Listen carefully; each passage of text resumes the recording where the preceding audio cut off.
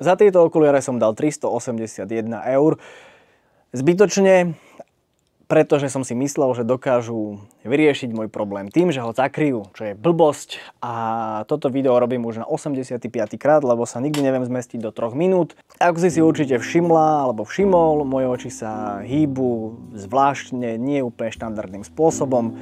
Týka sa to 2 mojich diagnóz, o ktorých ti ešte porozprávam, ale keď máš takýto problém, ľudia si to všímajú, pýtajú sa, veci sú niekedy nepríjemní, hovoria ti veci, ktoré sa nepočúvajú dobre a potom z toho máš taký pocit menej cennosti a cítiš sa zle a pýtaš sa, že prečo práve ty a všetky takéto sebaľutujúce frázy.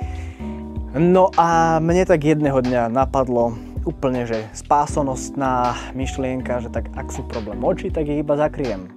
Slnečné okuliare, áno, je to možnosť, ale nuda.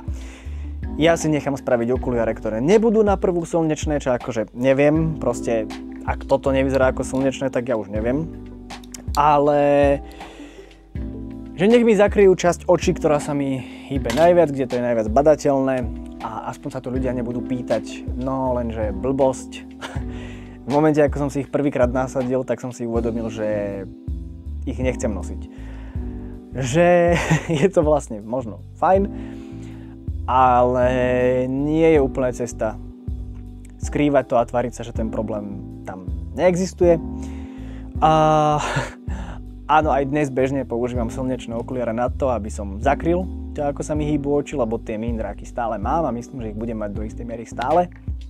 Ale robiť to takto cieľene cez hlúpu 400-eurovú nákupnú epopeju, tak toto je absolútne proste nejaké podvolenie sa vlastným domnienkam o tom, že som nejaký menej cenný alebo čosi a to sa snažím s týmto nejakým spôsobom bojovať a pracovať.